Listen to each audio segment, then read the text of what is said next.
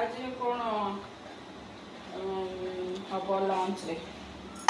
अच्छी तो ठीक है नहीं मो पैसा कटा थिला बोली काटी ये दे कहते आज मोर टी खेचुड़ी करियो ओहो से आज खाइबे ना आ जहाँ जदी हबो साइड रे आइटम से खाइबे हम्म आउ मु जाउछी मोर ब्रेकफास्ट करते ये कोन आलू थिला हम बारी खाई निबा आलू ये तरतरी क्लास जो गले ना खाइ पाले खाले रो आ कोन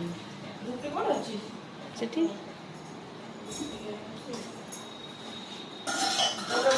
ना पुअर माइक्रोफोन भितर अच्छी आलू पट्टा